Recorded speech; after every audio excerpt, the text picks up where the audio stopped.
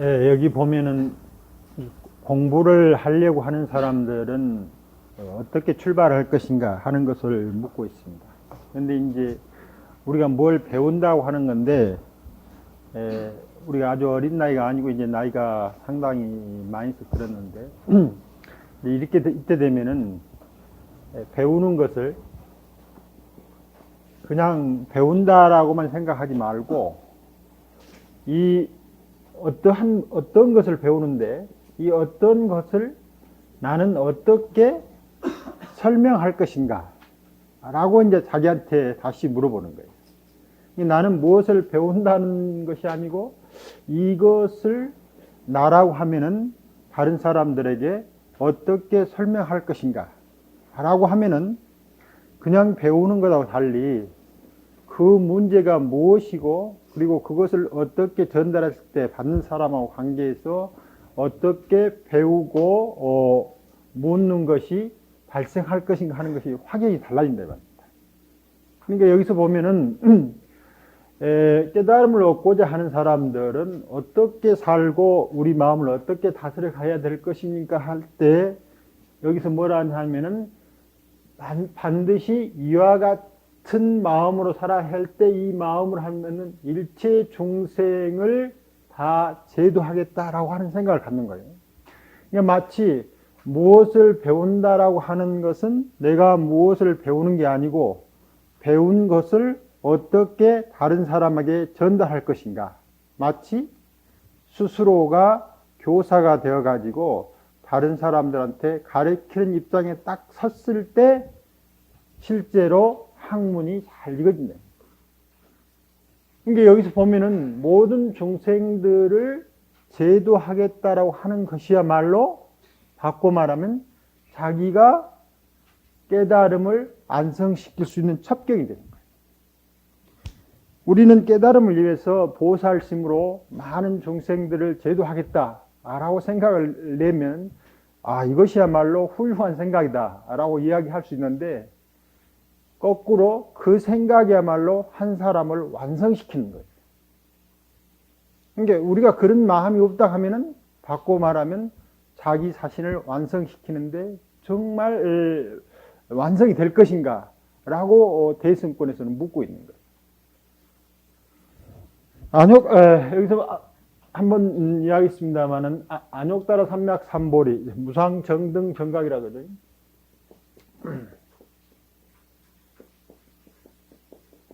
그런데 이제 제17번에 오면은 다시 첫처럼 공부하려고 하는 사람들은, 즉 무엇을 공부하려고 하는 사람이냐면 가장 수승한 깨달음의 세계에서 살고 싶다. 이제 깨달음 세계를 이야기할 때 멸로 이야기하는데 모든 번뇌가 다 소멸된 세계에서 살고 싶다라고 하는 사람들은 어떻게 살 것이며 어떻게 마음을 쓸 것인가 라고 이제 다시 묻고 있는 거예요. 그러면 언뜻 생각하면은 우리가 이제 16분까지 공부를 해와가지고 나름대로 배우고 묻고 그리고 몸에 그걸 익혀갔는데 여기서 다시 묻거든요. 이것은 뭘 의미하느냐면은 우리가 수행을 한다고 하는 것은 마치 수행 과정이 깊어지면은 마음이 높은 곳에 올라와 있는 것처럼 생각하는데 그렇지 않다 이 말입니다. 지금 우리가 쓰고 보고 있는 이 마음이 수행을 시작할 때나 수행이 깊어졌을 때나 그 특징에 있어서 변함이 없어요. 무슨 변함? 무상이고 무하고 고라고 하는 특징의 변화가 하나도 없습니다. 이게 부처님께서도 고를 느끼신다 이 말입니다. 이 고는 무슨 고냐? 여기서 말한 멸도한 일체 중생들의 아픔을 느끼시는 거예요.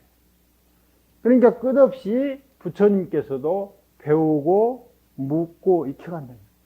그래 마지막 장면 아니죠. 이제 그 구시나가라로 이 오후에는 혹시 여러분께서 그 뭐 궁금한 사항이 있으면은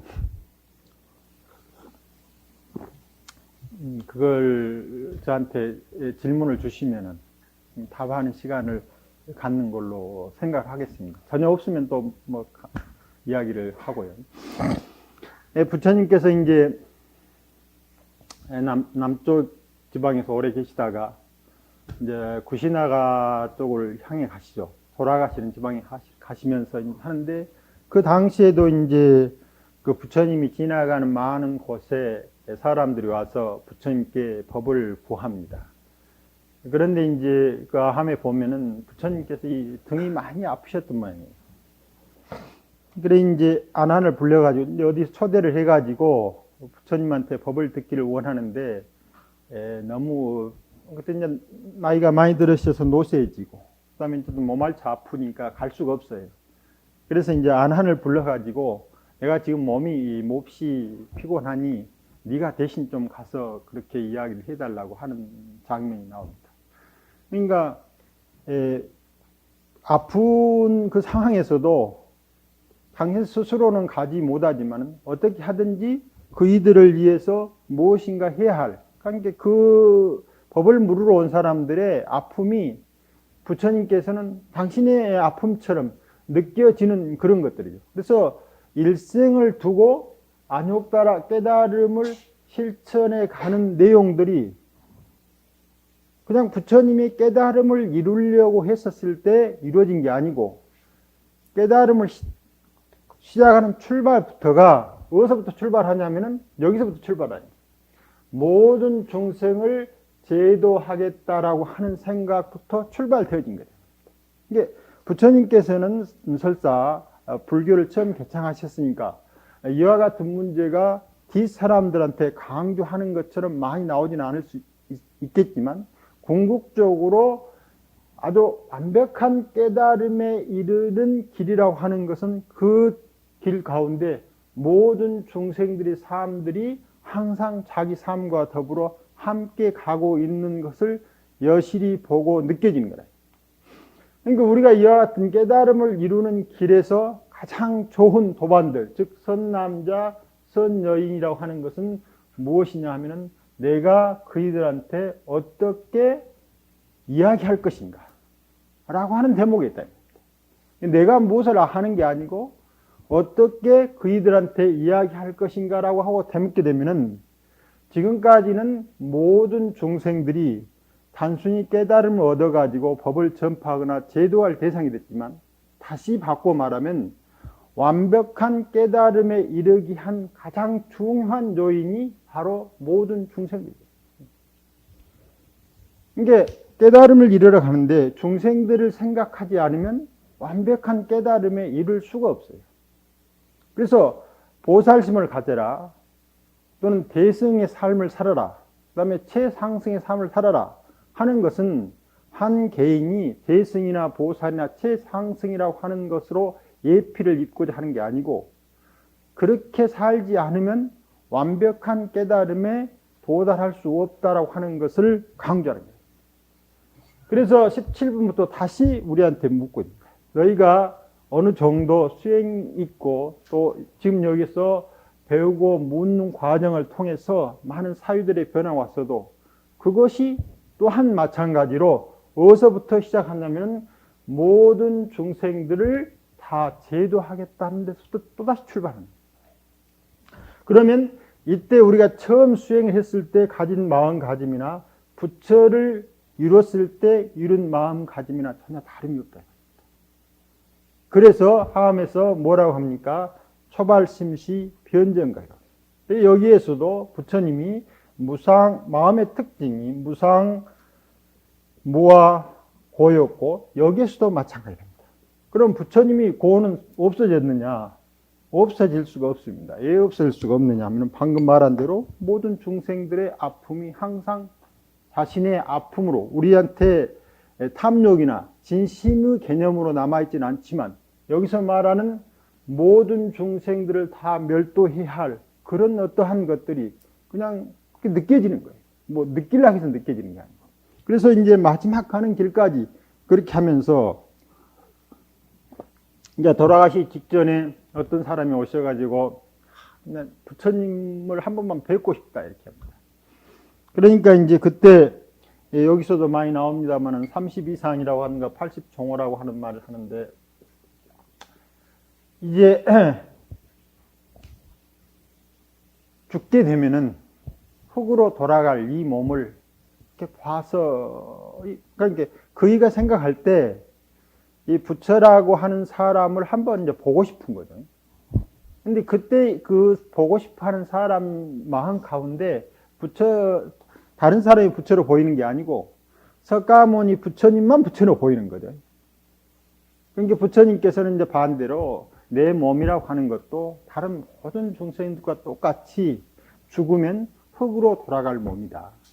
나라고 하는 상호를 특별히 보아서 무슨 것이 있겠느냐 하는 그런 이야기들을 하고 있습니다. 물론 그 뒤로 만납니다만은.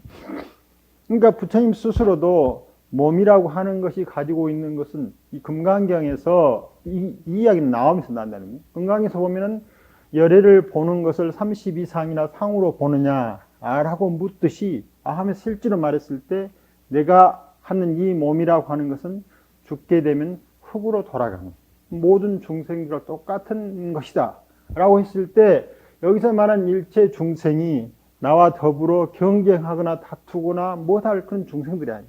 살아있을 때도 함께 살아갈 사람들이고 죽어서도 함께 땅에 뼈를 묻으면서 또한 살아갈 그런 사람들이라고 하는 생각이 처음부터 끝까지 변치 않는 거예요. 그와 같은 것들을 예를 들면 이제 비유로 전생담을 이야기할 때 많은 중생들을 삶들에서 어려운 삶들을 부처가 살아오면서 계속해서 그 어려운 일을 대신하거나 또는 어려운 일을 어떻게 하거나 하는 과정들이 우리한테 비유적 언사로서 계속되고 있다. 전생담은. 그건 바로 출발한 과정에서 이와 같은 삶들이 깨달음에 의해서 이루어지지 않았지만 어쩌면 그이는 이런 것을 배우고 느끼고 알기도 전에 그런 어떤 품성을 가지고 있었던 거죠. 그런데 부처님만 그러느냐? 안 그렇다 말입니다. 왜냐하면 이 속성이 무상이고 무하고 고이기 때문에 모든 중생들이 이것을 직시하지 않고 있을 뿐이지 자기 나름대로 무엇인가 그러한 것들이 내재적으로 흘러가고 있다. 그래서 이 없는 바른 깨달음을 얻고자 하는 사람들은 모든 중생들을 도반 삼아서 처음부터 간다로 하는 말하면 이때 처음 마음 내는 것이 초심이 고 깨달은 마음, 즉 불심이 된다는 겁니다. 그렇기 때문에 여기서 어떻게 우리가 살아가야 될 것인가? 모든 삶들과 뭇삶들과 도반해서 살아가고 어떻게 마음을 가질 것입니까? 뭇삶들과 다투고 경쟁하지 않는 마음. 그러니까 뭇삶들과 다투고 경쟁한다라고 하는 말은 다른 사람들과 비교해서 스스로 무엇이라고 하는 것을 구성하고 있을 때 다른 사람들이 경쟁 상대가 되고 다툼의 상대가 되지만 그 삶을 이루고 있는 것들은 전부 다 함께 살아가야 할 그런 사람들이야. 그것은 우리한테 가까운 이웃이 아니라 거의 자기처럼 그렇게 함께 살아가야. 그리고 그것을 그렇지 않으면 살 수 없는 그런 것들입니다. 그것이 마치 이제 우리 몸에 비유하면은 우리 몸 안에 우리가 이제 요즘 말해서 유전 정보라고 하는 이야기를 많이 하는데 실제 유전 정보는 아무 일을 할 수 없습니다. 그냥 정보만 가지고 있어요. 그것을 이제 DNA라고 부르는데 이 정보만 그냥 덩그러니 있는 거예요. 그래가지고 이중 나선으로 돼가지고 여기에 A 여기 이렇게 찍어졌어요. 여기 찍어져 있는데 실제 붙어 있습니다. 이렇게 붙어가지고 A라고 하는 T, C, G 또 뭐 G, C, T 이렇게 돼 있거든요. 그래가지고 A, T, C, G는 A, C, G냐, A, C, G냐 이런 배열 순서에 따라 가지고 이제 정보량이 바뀌는 한 개개인마다. 그럼 여기에 상대되는 것은 반드시 T, A하고 T하고 상대하고 T하고 A하고 C하고 G하고 이렇게 계속해서 두 개가 서로 상대하는 것이 똑같아요. 그것은 어느 한쪽이 손상이 오면은 바로 이 복구하는 프로그램이 작용을 해가지고 이걸 복구시키는데 항상 이와 같은 배열이 되어 있는 게 한쪽이 C로 남아있으면 거기에 상대되는 것은 G니까 이걸 복구시키면은 이것이 완전히 이렇게 복구가 된다 이 말입니다. 그런데 이렇게만 돼 있어요. 근데 이것이 실제로 일을 하지 못해요.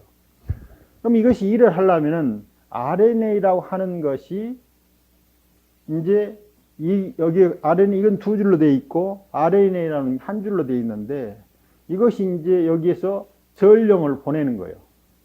전령을 보내면은 이 두 개가 이렇게 가닥이 딱 자크처럼 이렇게 가닥이 되어 있는데 이 가닥이 딱 열리면서 이 RNA 전령이 가가지고 그 정보를 읽어와요. 읽어와가지고 여기에 보면 리보솜이라고 하는 건 세포 내에서 일어납니다. 리보솜이라는 공장이 있는데 이 공장에서 해야 할 일을 하고 있는 거예요. 그런데 이때 이게 한 세포에서만 이루어지는 게 아니고 여기서 이 RNA, DNA, 리보솜인 이걸 이루려면 이 몸 전체가 어떤 상황인가를 읽어내는 힘이 있어야 되는 거예요. 이와 같이 몸 전체를 읽어내는 힘은 우리가 말하는 여기 이렇게 이러한 것이 형성되면서 구성되는 의라입니다. 그래서 몸 전체를 읽어내는 가운데서 이 가운데 들어있는 어떤 정보를 해가지고 무슨 단백질을 구성해낼 것인가 그리고 몸을 어떻게 할 것인가라고 하는 것을 결정한다. 그러니까 이것 하나만 가지고 우리 몸을 구성하는 게 아니고 이것 하나가 어떻게 작동할 것인가 하는 것을 결정하는 것은 몸 전체가 어떤 상태가 있는가를 아주 몸은 잘 아는 거예요. 그 다음에 몸이라고 하는 것은 덩실은 하나만 있는 게 아니다. 바로 모든 이웃 환경과 더불어서 함께 열리면서 이와 같은 작용을 하도록 만든다. 그래서 우리 몸을 들여다보면 들여다볼수록 자기 고유한 개체로서만의 어떤 것으로서 생활할 수 없게 딱 되어 있습니다. 구조적으로.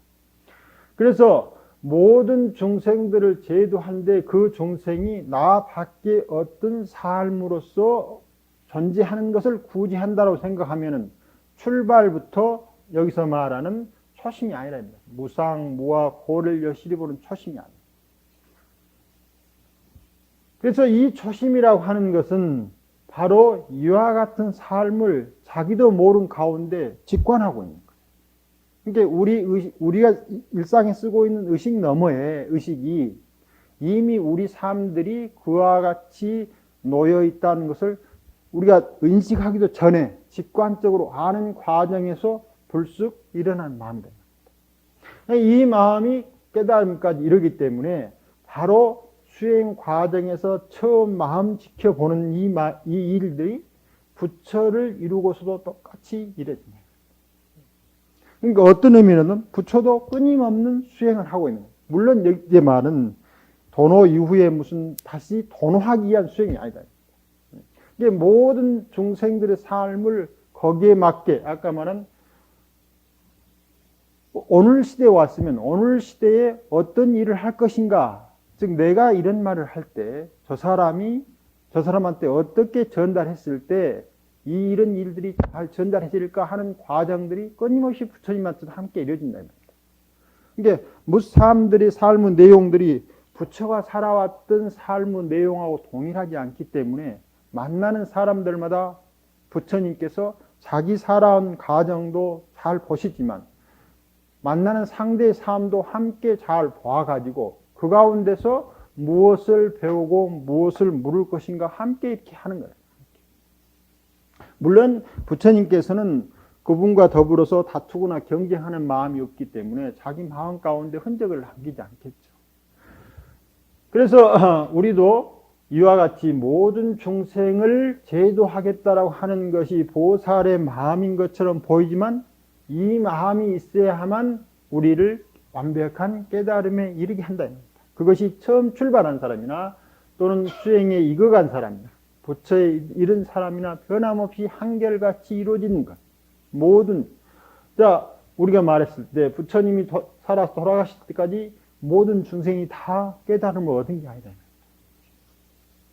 부처가 살았던 과정에서도 물론 이것은 이제 인적으로 나누는 이야기입니다만은 부처님이 살아계셨던 그 살아서 유행하는 곳이 그렇게 넓지 않아요. 우리나라로 보면은 경상남북도 정도라고 그렇게 이야기하는 걸 들었습니다만은 그 거리를 이제 45년 동안 뭐 오랫동안 머물러 계신 것도 계시고 또 유행하시는 것도 계시는데 그렇게 부처님이 다니시는 길 가운데서도 부처가 있다라고 하는 소리를 들어본 적도 없는 사람이 3분의 1 정도 되고 부처가 있다라고 하는 소리를 듣는 사람들이 한 3분의 1 정도 되고 가서 만나본 사람들이 한 3분의 1 정도 됐다라고 어떤 사람이 해놓은 것을 잠깐 봤어요. 물론 이것은 그 당시 상황을 정확히 우리가 알 수 없는 것이니까 이렇게 나눠진 것이 뭐 옳은 것은 아닌 것 같지만 거기서 하고자 하는 이야기는 그 시대에도 부처님이 오늘날처럼 뭐 텔레비전이나 다른 그 매체를 통해서 알려지는 것처럼 알려줄 수 있는 상황이 아니기 때문에 많은 사람들이 부처가 있다는 소리조차 못 듣는. 이게 바꿔 말하면 부처님이 스스로 삶에서 고난받아야 할 당위성이 전혀 없는데도 불구하고 스스로 삶을 고난 속으로 만들어 놓고 살아가는 많은 중생들을 위해서 배우고 익혀야 할 그런 일들을 해야 할 일들이 계속 남아 계신 거예요. 그러니까 마지막 돌아가신 순간까지도 그 일을 놓지 않는다 이 말입니다.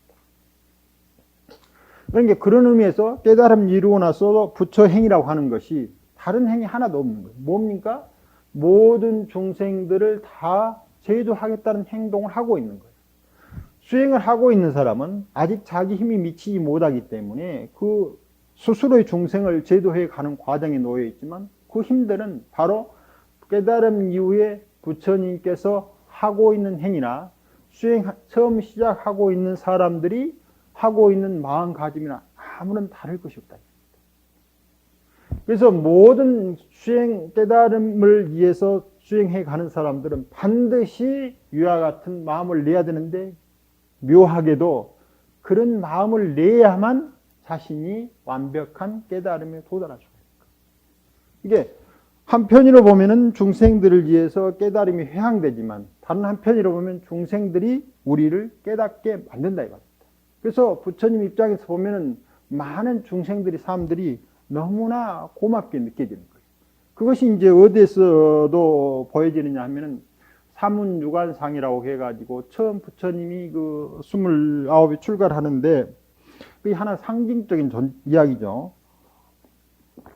어떤 곳에 가니까 죽은 사람도 있고 어떤 곳에 가니까 병든 사람도 있고 뭐 어떤 곳에 가니까 무슨 사람도 있고 또 어디 가니까 출가한 사람도 있다. 그런데 그런 것을 보면서 부처가 출가할 마음을 굳건히 낸다 이 말입니다. 그러니까 병들고 죽는 사람 물론 그 상징적인 이야기니까 뭐 주변에 많이 썼겠죠.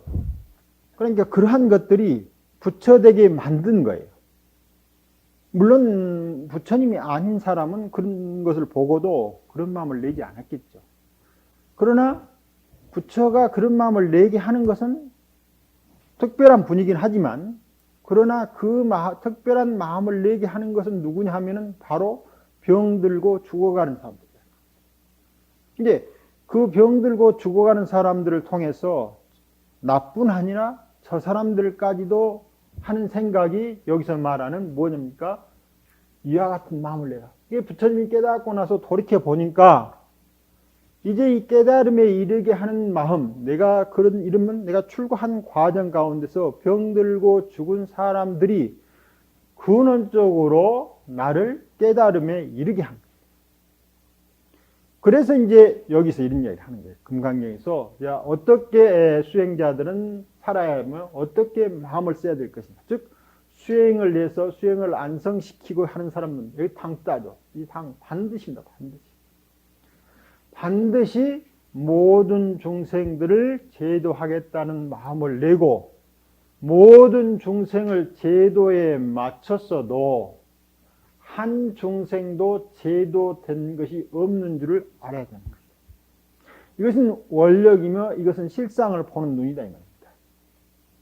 이제 원력이 강해지면 그 원력을 통해서 실상이 보이는데 왜 실상이 보이냐면 이와 같은 마음을 내면 낼수록 무엇이 보이냐 하면 지금까지는 한정된 나의 삶만 보였는데 그런 마음을 내 가지고 출가수행을 해보면 해볼수록 모든 사람들이 어울려서 같이 한 삶을 만들어 가고 있다는 것이 너무나 절실해진 거예요. 그러니까 그분들이 중생들이 부처를 이루게 했을 뿐만 아니라 부처와 중생들이 함께 모여서 부처 세계를 하나로 만들어가는 그런 과정에 놓여 있는 것이지, 그 개체가 여기서 보면은 이 DNA 유전 정보가 굉장한 것처럼 보이지만 이것 자체로는 아무것도 할 수 없어요. 그리고 이것은 굉장히 연약해 가지고 조그만 충격에도 쉽게 부서져 버려요. 없어져 버려요.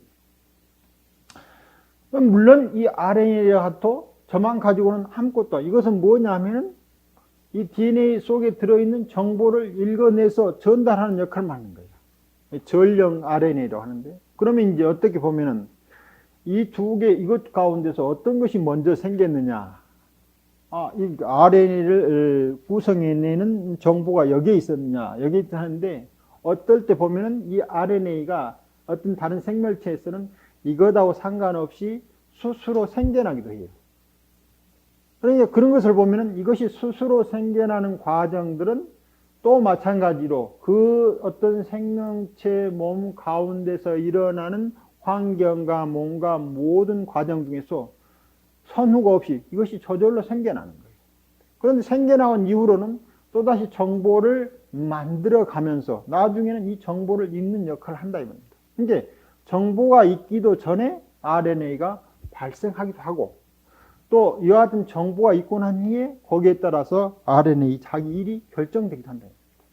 그러니까 정보를 읽는다고 하는 일들이 있으면 정보가 있는 뒤에 생성되는 것이 우리가 당연한 것처럼 보이지만은, 생명체 내에서 이루어진 일들은 이와 같이 우리가 알 수 없는 영역들이 굉장히 많은데, 그래서 어떤 사람은 뭐라고 이야기를 하느냐면 이제 DNA 시대는 끝났다라고 하는 제목을 냈어요. 그러니까 우리가 이 DNA라고 하는 유전 구조를 분석하면 마치 모든 생명의 신비가 벗겨질 것처럼 생각했는데, 그래 놓고 보니까 그것도 우리가 생각했던 것처럼 그렇게 생명의 전체적인 암호를 담고 있는 것이 아닐 뿐만 아니라, 또 하나는 이 안에 들어있는 정보가 굉장히 많은데 그 사람들 말 중에서 90%가 쓰레기 정보라고 그런다.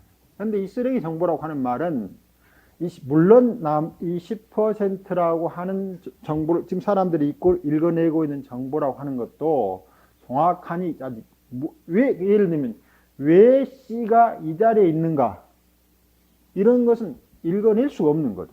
다만 여기 보니까 손톱 뭐가 있는 것 같다 라고 읽어낼 수 있는데, 왜 그것이 거기에 있는가 하는 것을 읽어낼 수가 없을 뿐만 아니라 나머지 90% 정보가 실제로는 우리 인체 내에서 활동하는데 보니까 쓰레기처럼 보이는데, 다른 내용으로는 보면은 무엇을 하는지를 알 수가 없어요. 아무것도 안 하는 것 같아요. 근데 아무것도 안 하는 것 같은데 그것들이 나중에 되면은 어떤 일이 벌어지느냐 하면은, 이제 어떤 수학자가 수학 공식을 이제 넣어놓고 컴퓨터를 이렇게 무슨 그래픽을 그리기 위해서 작업을 시켜놓고, 보통 뭐 한 10분이나 20분 하면 그 작업이 끝나는데, 이가 이제 다른 볼 일이 잠깐 있어가지고 그냥 갔어요. 그런데 보통 소수점 이하, 몇 이하 자리를 이제 이 정도는 이 계산에 아무런 영향이 없을 것이다 라고 하고, 여기를 이제 이 소수점 이하를 생략하고, 상당히 몇 자리 됩니다. 이 D를 생략하고 컴퓨터한테 작업을 시켜놓고 갔는데, 자기가 생각하는 그 시간보다 훨씬 뒤에 와서 보니까 컴퓨터가 전혀 다른 일을 하고 있는 거예요. 근데 컴퓨터 고장이 전혀 나지 않았어요. 무슨 일이 있느냐면은 이 D자리가 없어지는 것에 따라 가지고 일어난 작업들이 다른 작업이 하고 있어요. 이게 보통 10분이나 20분 해서는 전혀 드러나지 않는 일들이, 그 사람이 이제 오랫동안 자리를 비니까 이 컴퓨터가 혼자 작업을 계속 하는 거예요. 계속 하는데 이 빈 자리 역할이 시간이 가면 갈수록 전혀 다른 그림을 그리고 있는 거예요. 그래서 그 그림이 이제 두 개가 딱 비교해 나오는데, 한쪽은 예를 들면 한쪽은 막 복잡하게 막 이렇게 그려져 있다면 한쪽은 뭐 슬렁 이렇게 그려져 있는 거예요. 이 두 개의 차이가 아주 눈으로 보면 확연히 다르게 되어 있다. 그래서 우리가 아는 어떠한 것들은 아까 말한 대로 우리가 알미 발생하기도 전에 직관적으로 느껴져서 무상무화 고가 마음 가운데 갑자기 떠오르는 이 초심, 이것이 일생 동안 계속되지 않기 때문에 우리가 뭐 이런저런 일들이 많이 일어나지만, 그러한 것들은 어느 시기에 되면은 이와 같이 우리한테 엄청난 일을 했나요? 그러면 이와 같은 이 정보라고 하는 것이 전 시간에 말했을 때 침팬지하고 사람하고 98.5%인가 4%가 똑같다 이 말입니다. 그러니까 침팬지하고 이 정보가 1.6%밖에 다르지 않아요. 그런데 또 여기서 말할 때 1.6%도 90%는 쓰레기고 10%만 일을 하니까 0.16%만 실제로 차이가 나는 거예요. 이 침팬지하고 우리하고 왕성하게, 즉 우리 눈으로 봤을 때 왕성하게 활동하고 있는 정보의 다름, 유전의 다름이라고 하는 것은 0.16%예요. 그런데 침팬지하고 인간하고는 이렇게 다른 것을 만들어내요. 우리가 보면 똑같은 일을 하는 것처럼 보여도 그 일을 해가는 과정인데 마음 하나가 잠깐 어떻게 일어났느냐 하는 것이 뒷날 엄청난 결과의 다름을 만들어낸다. 지금은 그 마음이 아무것도 아닌, 별것 아닌 마음 것처럼 보이지만 그 마음에 의해서 이와 같은 가운데서 일어난 일들의 영향을 계속 주고 있는 거예요. 그래 어느 날 보니까 한 일은 이렇게 이루어져 있고 한 일은 이렇게 이루어져 있어요. 그래서 침팬지와 인간은 확연히 구별되지만 이 사람과 사람 사이는 이제 0.16%의 차이도 없는 거예요. 우리들 사이에는. 그럼 여기는 뭐 더 차이가 거의 없는 거죠.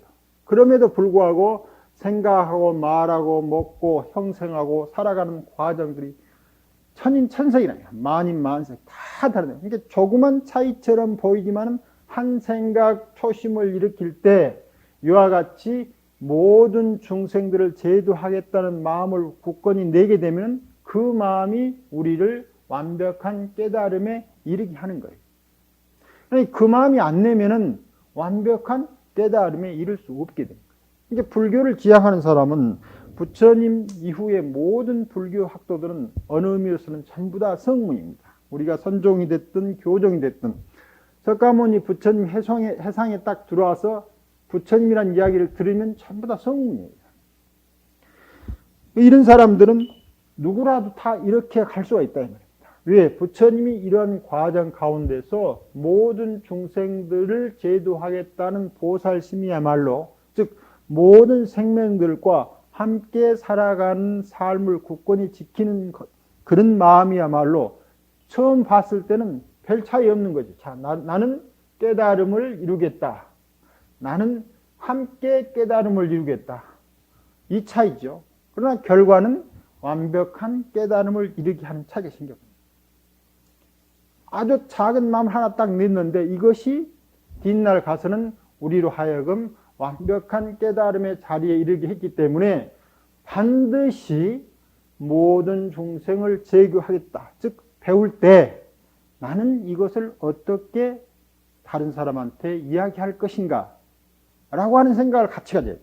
그러니까 매 배울 때마다 그렇게 하면은 우리가 귀에 스쳐지고 지나가는 것은 그렇게 크게 남지 않습니다. 그런데 책을 읽거나 이야기를 들을 때 내가 무엇을 알려고 하는가, 내가 왜 이것을 알려고 하는가 라고 하는 자기 지향성이 뚜렷해지면 뚜렷해질수록 그것이 무엇인지 그 가는 길에 다 쓰여 있다고 쓰여 있어요.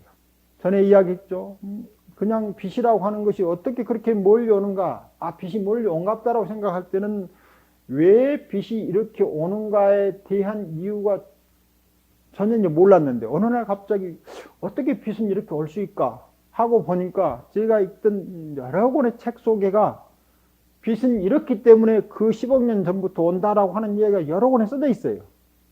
근데 제가 그 의심을 내기 전까지는 한 번도 이 문장이 보이질 않아요.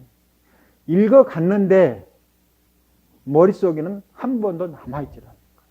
그런데 왜 그렇게 될까 하고 읽으니까 책마다는 아니지만 여러 권의 책들이 이게 써져 있는 거예요. 바꿔 말하면 우리가 어떠한 것을 한다고 하는 것을 자기만 하고 있으면 이제 출발은 나는 뭘 배운다 라고 하고 있고, 어떤 사람은 함께 배운다라고 하는 한 생각 차이지만은 결과는 그와 같이 어떤 일이 보이고 안 보이가 돼요. 그러니까 우리 선사님들 말 가운데서 도 깨치는 것이 세수하다가 코 만지기보다 쉽다는 거예요. 그러니까 그 도라고 하는 것이 이와 같은 과정 중에서 스스로 묻고, 그리고 이것을 어떻게 함께 열어갈 것인가라고 하는 마음이 자기 내부에 강력히 있으면 도가 보이기 시작합니다. 그러니까 내가 도를 하려고 했을 때는 안 보이던 것이 함께 도를 이루어 갔을 때 어떻게 할 것인가라고 하는 생각이 강해져. 여기서 말하는 보리심이 강해지면 도가 보인다. 그러니까 어느 날 도가 불현듯 보였다는 것은 처음 마음 가운데 일어났던 즉 우리가 일상적인 의식 이면에 함께 숨어 있는 의식 이면에 숨어 있는 이 함께 사는 의식이 갑자기 돈발에 튀어나올 과정들을 그런 사람들은 매 순간 준비하고 있는 거예요. 그런데 내가 도를 깨닫겠다라고 하는 생각을 내면 여기서 말하는 보리심이 없는 거죠. 이런 사람들은 그것이 돈발에 나와도 읽어내지를 못한다. 그러니까 반드시 수행하는 사람이 반드시 이와 같은 마음을 내야 한다. 무엇인 마음? 모든 중생을 제도하겠지만 그 중생들 실제는 함께 삶을 이뤄가는 것이라고 확실히 생각해요.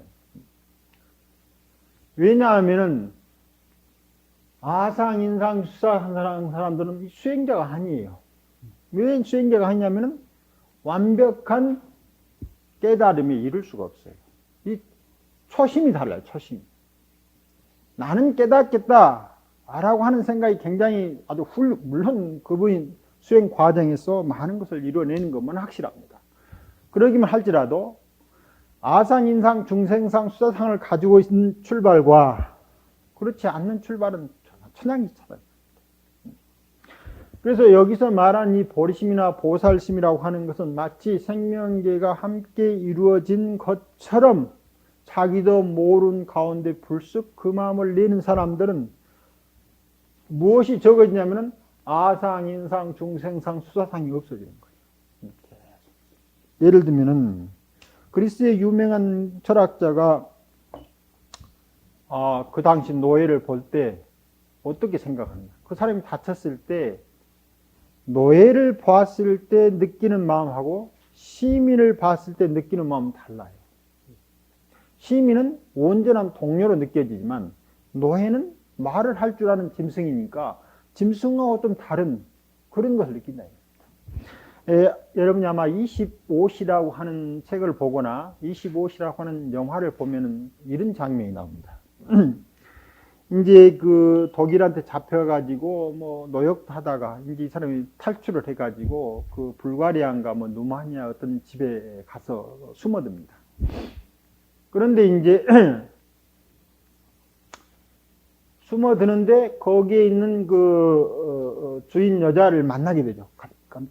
이제 어떻게 만나가지고 이야기를 하게 되는데 그 출발한 그 숨은 남자가 그 여자 주인한테 당신도 예를 들면 그 무슨 민족인데 우리를 이렇게 미워하느냐 그렇게 이제 물어요. 왜냐면 자기가 독일에 있을 때 독일 민족, 게르만족이 아니라고 하는 이유 하나 때문에 그런 이제 많은 불평등과 고난을 당했거든요.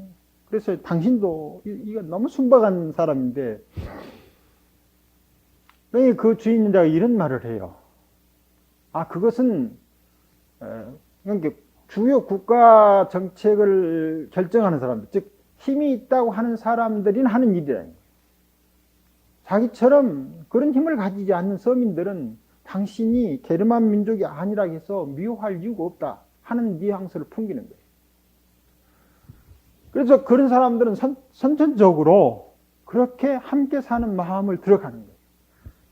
그것이 바로 여기서 말하는 뭐냐면 아상, 인상, 중생, 수상입니다. 그런데 당시 이제 그 힘을 가지고 있던 사람들이나 또는 그런 사람들이 노예라든가 또 인도 사회에서 브라만이 자기 이해의 계급을 생각했을 때 처음 출발이 브라만 계급을 가지고 그 사람들이 청년기를 지나가지고 학습기를 지나가서 이 유행기, 수행기가 있는데 이 수행기에 출발할 수 있는 초심하고 그런 마음이 없이 마치 아까 그 루마니아인가 불가리아 그 여자 주인이 우리는 그렇지 않다 이겁니다. 당신과 나가 게르만족이고 게르만족이 아니자는 차이 때문에 당신을 미워해야 할 아무런 이유가 없다라고 하는 생각을 가지고 출발하는 것하고는 천양의 차이입니다. 그러니까 여기에서 아상, 인상, 중생상, 수상이라는 것은 브라만 일생이 보면은 학습기, 무슨 가정기, 무슨 그다음에 이제 가정을 잘 이뤄놓고 그다음에 이제 출가기가 있어요. 그래서 그 보통 브라만 계급들의 그 생활 양상이 한 50대 이상 되면 가정을 이뤄놓고 이제 산속에 들어가서 그 브라만 교의 어떤 수행을 하는 거죠. 그런데 그 사람들의 출발이 바로 그런 출발을 가지고 하는 거예요. 이게 그런 출발 자체하고 여기하고는 천양지 차이. 그 결과가 일어난다 하더라도 그 사람은 항상 브라만이었기 때문에 그러한 결과를 얻게 되는 것이고 브라만의 눈으로 깨달음을 이뤘다고 할지라도 다른 사람들을 본다 이 말입니다. 당시 로마에 유명한 그 철학자도 있고 사회를 해석한 사람도 있지만 시민 이해의 노예를 보는 눈은 똑같아요. 변하지 않는 거예요. 항상 노예로 보고 있다 이 말입니다. 여러분이 이제 옛날 그 그리스 같은 영화를 보면은 사람하고 무슨 사자하고 놔두고 싸움시키고 그래요. 우리가 생각할 때는 사람하고 사자하고 싸움을 시킨다고 생각하지만 그 많은 관중들, 즉 그리스의 시민들입니다. 이 사람들은 특이한 짐승끼리 싸움을 붙여놓고 구경하고 있는 거예요. 아무도 사자 앞에 선 사람을 사람으로 느끼지 않는 거예요. 바로 그것이 뭡니까? 이 출발 자체가 아상, 인상, 중생과 수상을 갖고 있는 거예요. 그때 그리스 철학이 민주사회를 꼽히는데 물론 그 역할을 했던 것은 틀림없습니다. 그럼에도 불구하고 그 사람들이 그 철학적 사색을 아주 깊이 해도 어디에 못 미치느냐? 노예가 사람이다라고 하는 데는 미치지 않는 거예요. 그러니까 그들이 가지고 있는 철학적 깊이가 시민사회에서는 형성되지만 온 인류의 삶으로 연장돼 가지 않는다.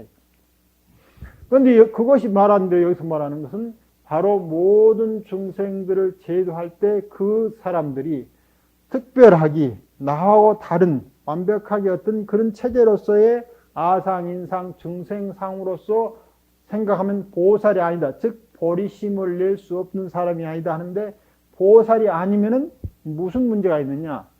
온 생명이 함께 살아가는 완벽한 깨달음에 도달할 수 있는 것이 스스로 없어지겠네. 보살이 아니는 게 중요한 게 아니고 이런 마음을 내지 않으면은 여기서 말하는 무상정득 정각에 이를 수가 없게 되네요. 부도적으로. 그래서 우리가 보살이 되기 위해서 아상, 인상, 중생상, 수상을 가져야 되는 게 아니고 보살이나 보리심이 존재하지 않으면 궁극적인 깨달음이라고 하는 생명 열림의 세계에 도달할 수가 없게 됩니다. 아무리 훌륭한 체험을 할지라도 그 체험은 제한적이고 한정을 갖게 됩니다.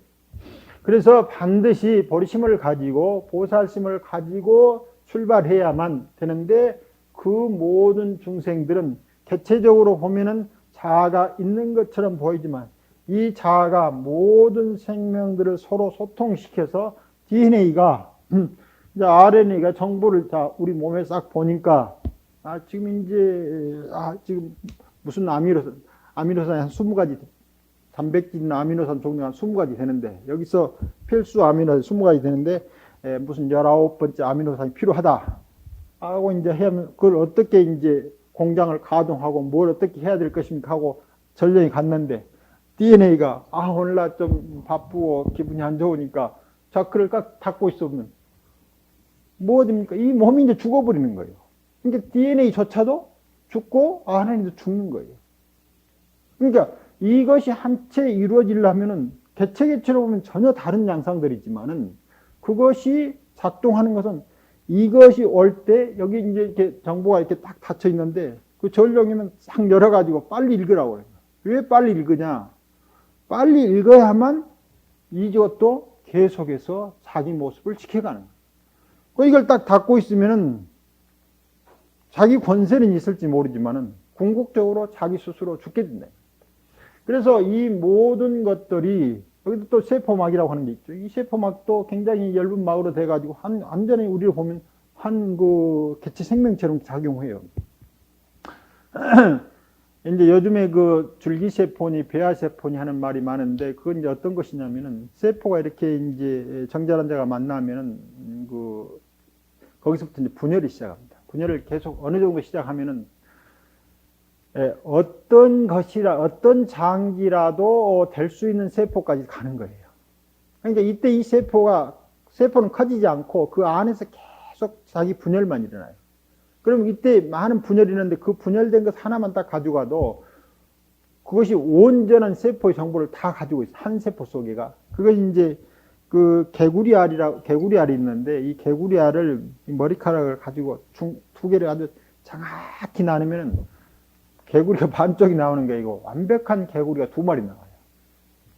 그렇듯이 이 줄기배아세포가 되게 되면은 그 세포가 이제 분열되어 있는데 그것에서 뭐 심장도 될 수 있고 그 세포 하나가 심장도 될 수 있고 무슨 허파도 간도 많이 어떤 것이라도 다 될 수 있는 세포는 이걸 전능성이라고 이렇게 이야기하거든요. 모든 것이 다 될 수 있는 세포인데 그런 것인데 자기 역할을 딱 한순간부터는 다른 것들은 다 이 열쇠를 딱 채놔버려요. 이 심장으로 딱 하는 순간부터는 이것이 다른 가능성 있는 것들은 스스로가 딱 열쇠를 채놓고 닫습니다. 그리고 심장 역할을 해야 될 필요성이 있는 것에서는 전부 문을 열어놓고 있어요. 그러니까 그 안에 자기의 그러니까 줄기배아세포는 아직 그런 것이 일어나기 전이고 그것이 일어난 이후에도 그 속에 마치 줄기세포처럼 그런 성능을 가지고 있어요. 그러니까 세포 자체가 가지고 있는 정보를 보면은 그 자체가 전능성인데 다만 발현되고 나면은 그 스스로 다른 장부를 열쇠를 딱 잠가버려요. 그래야만 생명체를 유지하면서 살 수 있습니다. 그런데 이것은 스스로 누가 시켜서 그러는 게 아니에요. 이것이 자연 생명의 조화로운 흐름이에요. 그런데 우리가 의식이 되면은 여기서 말하는 초심이라고 하는 것이 일어날 때 나라고 하는 생각이 들어진 초심이 되면은 이 스스로가 전능성으로서의 스스로는 보지 못하고 열쇠 채워져서 작용하고 있는 것만으로 자기를 보아서 여기서 뭐가 되냐면 보리심이나 보살심이 나오지 않게 돼 있는. 그런데 학습을 통해서 이제 그런 마음을 내게 되면은 이제 닫혀진 그런 고리까지 스스로가 열어가는 힘이 생겨요. 그래서 애초부터 전능성이었던 삶이 보리심을 냈을 때 깨달음을 통해서 다시 전능성이 됩니다. 그러니까 보살이 아니기 때문에 아상, 인상, 중생을 갖는 게 아니고 모든 중생들은 원래부터 아상, 인상, 중생이 없이 뭐가 됩니까? 무상, 정등, 정각을 행할 수 있는 전능한 존재래. 모든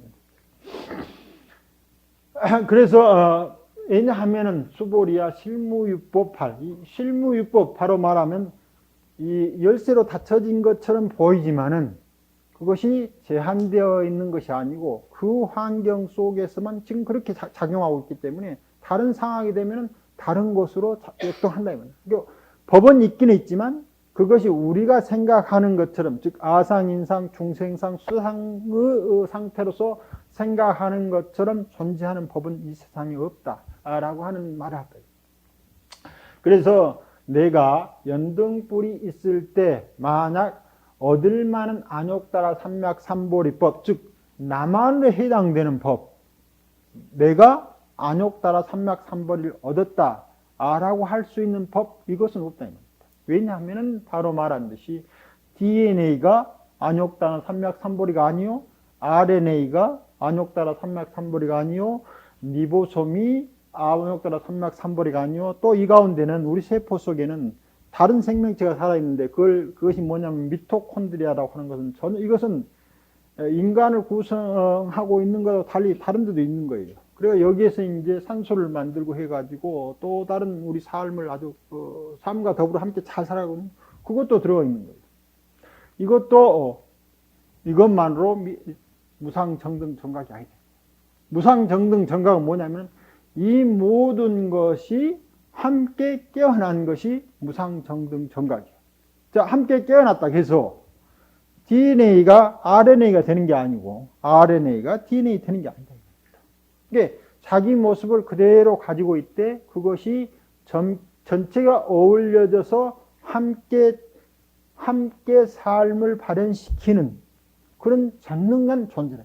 한 개체적 존재인 것처럼 보이지만은 그 스스로가 완벽한 전능성의 존재로서 존재하고 있기 때문에 만일에 안욕다라 삼맥삼보리라고 하는 DNA를 우리가 얻으려고 하면은 애초부터 얻을 수가 없게 되죠. 애초부터. 그러니까 이 연등불이라고 하는 것은 과거불이지만 궁극적으로 우리는 무엇만 잊고 있느냐면은 자아만 잊고 있는데 이 자아가 발현되는 이 모든 생태계는 스스로 알아가지고 항상 정보를 열어놓고 교환하면서 이 안에서 일어나고 있는 미세한 변화라도 아주 제깍제깍 하는 거예요. 막 밝은 불빛이 항상 깨어져 가지고 훤히 보듯이 생명계는 그렇게 하고 있는 거예요. 자, 그래서 이제 인간이 지구를 오염시키고 대기를 오염시키니까 이 대기 전체가 이제 안 되겠다 이거예요. 그래가지고 이제 우리한테 역공을 시작하는데 우리로 보면은 역공이지만 지구 생태계로 보면 바로는 지구 생태계가 죽음이라고 하는 과정을 통해서 새로운 생명을 다시 잉태하는 시기라고 이야기 된다 이 말입니다. 지금 살아있는 생물체로 보면 엄청난 위험이 되는 거죠. 그러나 지구 전체로 보면 그건 아무것도 아니에요. 인간이 지구에서 특히 우주 속에서 인간의 모습이라고 하는 것을 가지고 있는 거라고 우주적 상황에서 생명이 돌아가는 거라고 그건 전혀 다릅니다. 그러니까 우리가 의식으로 우리 삶을 파악하는 거라고 실제 우주에서 일어나고 있는 상황적인 생명 흐름하고는 다르다. 그러니까 우리가 의식을 버리면 바로 우리가 그와 같은 생명계에 어울려서 사는 거고 우리가 의식 속에 갇혀 있으면 마치 이와 같은 것들이 완벽한 깨달음인 것처럼 생각한다.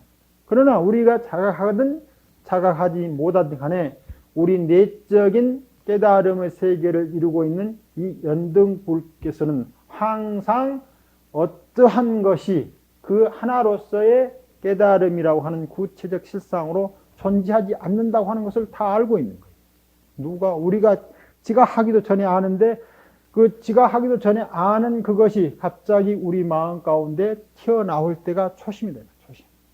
그래서 어떤 마음이 팍 튀어나오는 거예요. 그러면 그 초심이 바로 불심이 되는 거죠.